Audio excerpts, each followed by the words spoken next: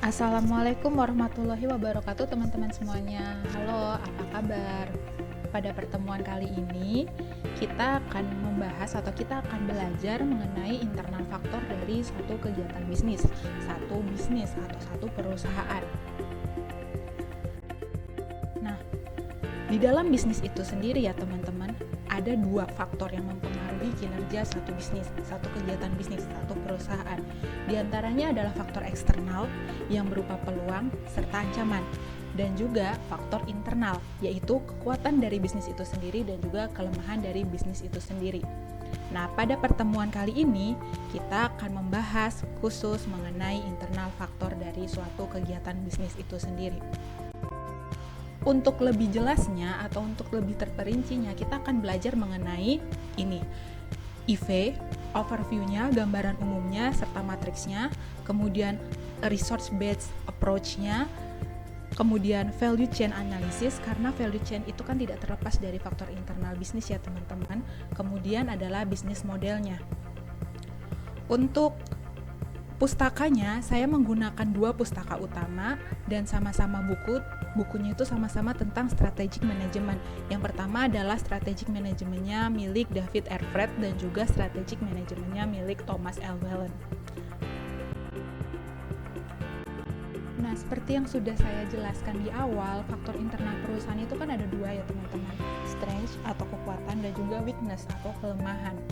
Nah, secara sederhananya, faktor internal perusahaan itu apa sih?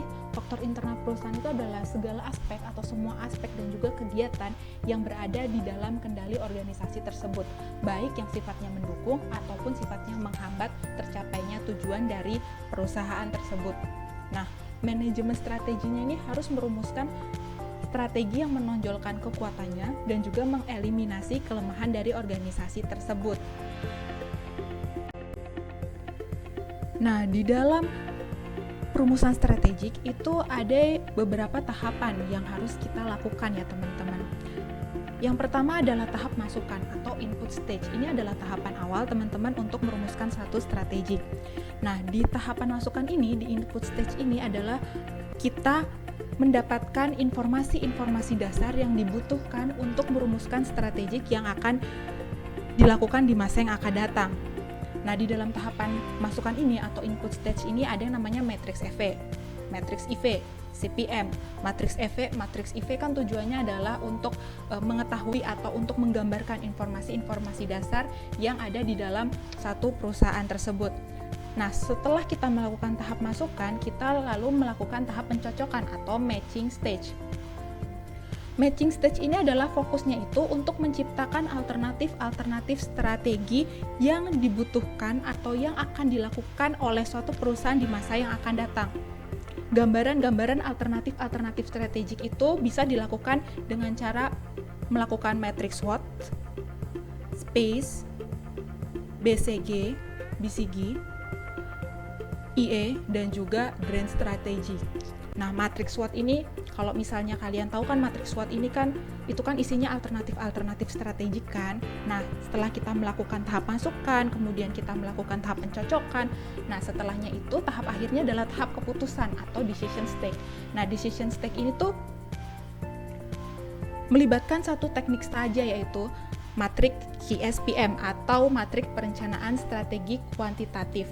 Nah, matriks KSPM ini adalah dilakukan untuk memberikan prioritas-prioritas dari alternatif-alternatif strategik yang sudah kita bikin. Jadi dari matriks SWOT ini, dari matriks SWOT ini kita udah ketemu nih alternatif-alternatif strategiknya. Misalnya ada 8 alternatif strategik.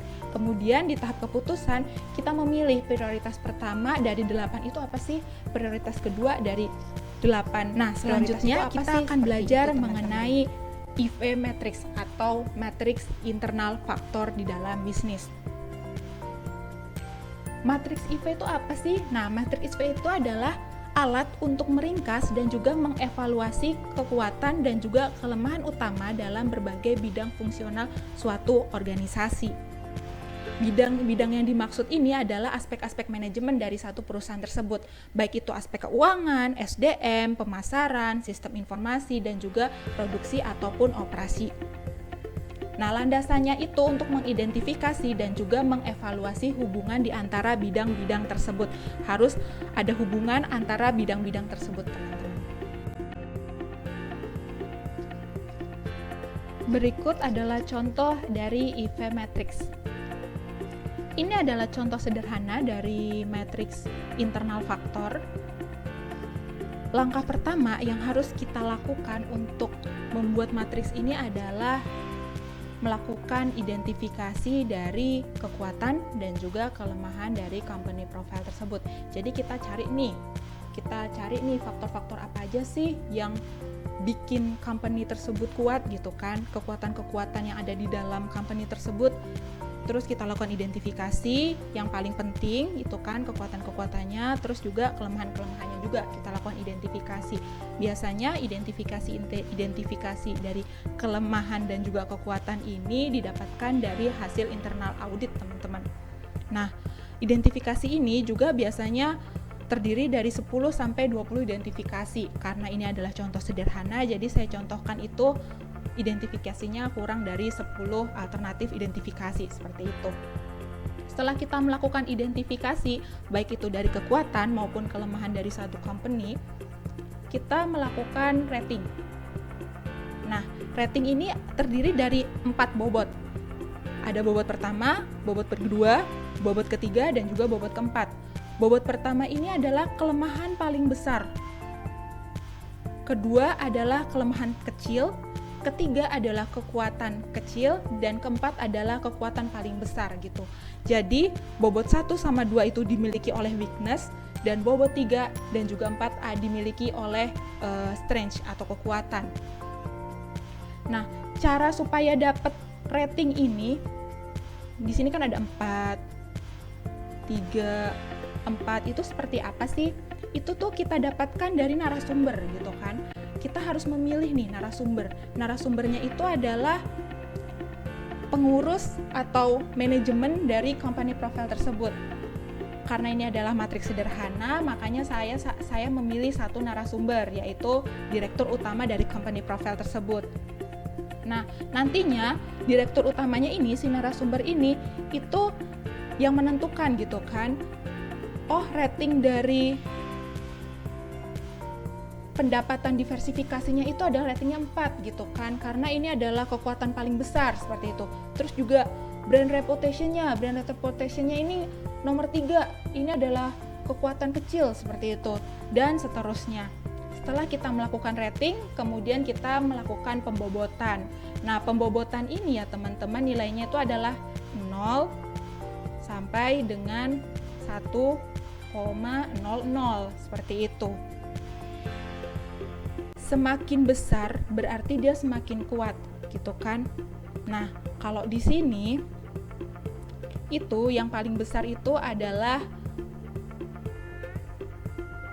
0,11 gitu kan. Bobot itu sebenarnya didapatkan dari rating. Saya ambil contoh adalah diversifikasi income ya. Karena ratingnya di sini adalah 4, maka bobotnya itu adalah 4 dibagi dengan total dari rating ini, teman-teman. Total dari rating ini. Total dari kekuatan dan juga total dari rating kekuatan dan juga total dari rating kelemahan. Ratingnya itu adalah 35 kan. Nah, 4 dibagi 35 itu kan 0,1. Ini untuk bobot dari identifikasi pertama, 0,1. Terus identifikasi kedua tuh sama, 3 dibagi 35 gitu kan. Identifikasi ketiga 4 dibagi 35. Terus seperti itu, teman-teman.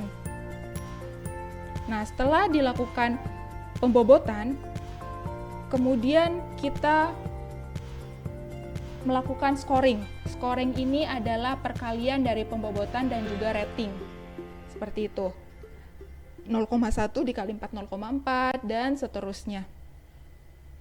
Kemudian dihasilkan angka 1,92 untuk faktor kekuatannya, dan juga selanjutnya adalah resource-based approach to organization analysis atau RIO. Dalam pendekatan berbasis sumber daya ini ya teman-teman, itu ada beberapa hal, diantaranya adalah sumber daya itu sendiri atau resource. Ini merupakan aset dari organisasi yang menjadi blok bangunan dasar dari organisasi tersebut. Kemudian adalah capabilities. Capabilities ini adalah kemampuan perusahaan untuk mengeksploitasi sumber dayanya. Kemudian ada kompetensi. Kompetensi ini adalah integrasi dari lintas fungsi dan juga koordinasi dari capabilities itu, seperti itu. Selanjutnya adalah core kompetensi ya teman-teman. Core kompetensi adalah kompetensi inti yang dimiliki oleh satu perusahaan tersebut. Kemudian adalah distinctive kompetensi. Distinctive kompetensi ini sebenarnya lebih dari core kompetensi. Jadi di mana dia punya kompetensi, satu perusahaan itu punya kompetensi yang nggak bisa disaingi oleh kompetitor lain, seperti itu. Selanjutnya adalah FRIO framework. Di dalam FRIO framework ini ada beberapa komponen. Yang pertama adalah value.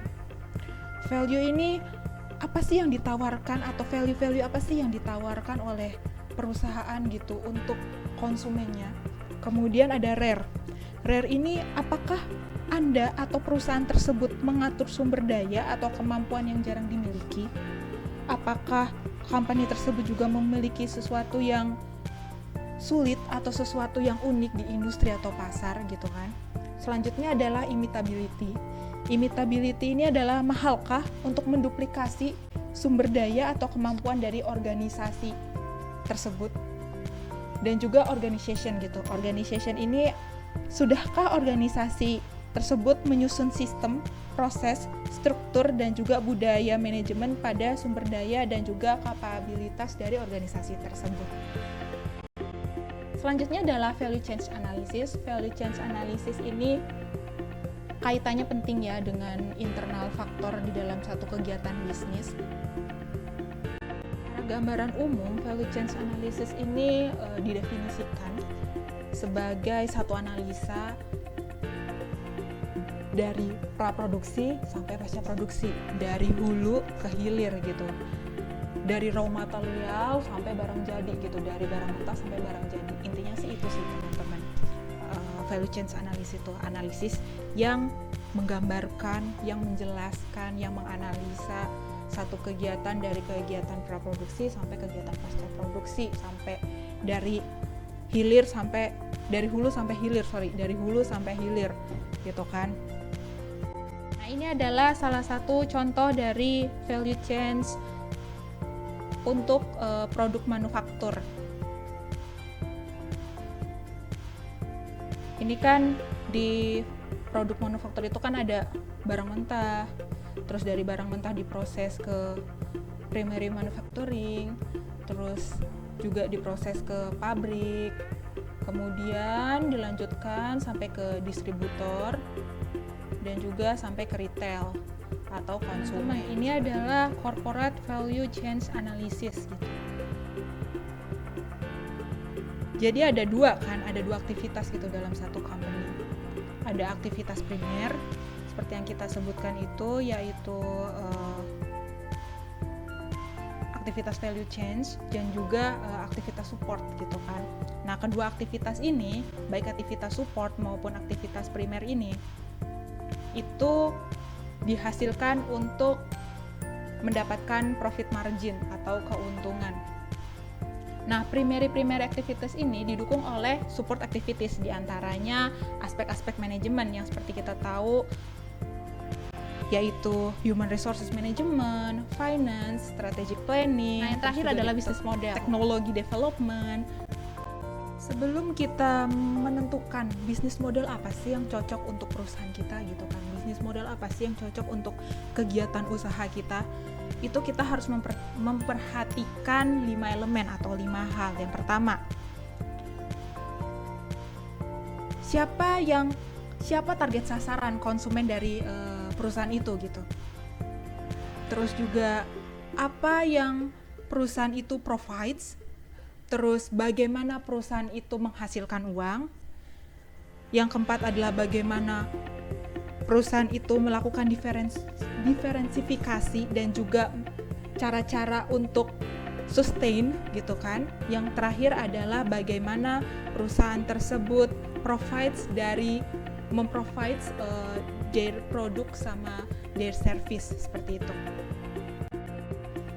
Dari sekian banyak bisnis model itu, sebenarnya ada beberapa bisnis model. Di antaranya adalah pertama, customer solution model. Ini tuh diaplikasiin sama IBM. Kita tahu kan IBM, jadi dia tuh mix money-nya itu nggak hanya dari selling produk gitu, tetapi dari expertise in operation-nya, dari kegiatan operation-nya gitu kan. Yang kedua adalah profit pyramid model. Ini diaplikasikan sama General Motor, seperti itu. Yang ketiga adalah multi component system atau installed model gitu. Ini diaplikasikan sama HP. Jadi HP itu dia nggak cuma selling printer kan, tapi dia juga selling dari produk turunannya dari printer itu gitu, cartridge-nya gitu kan. Yang keempat adalah advertising model. Advertising model ini dia nggak cuma makes money dari produk yang dia jual, tetapi dia makes money-nya itu dari iklannya, dari advertising-nya, seperti itu. Yang kelima adalah switchboard model. Ini diaplikasikan oleh eBay dan juga Amazon. Sekian pembelajaran kita kali ini. Semoga bermanfaat ya teman-teman. Saya ucapkan terima kasih. Assalamualaikum warahmatullahi wabarakatuh.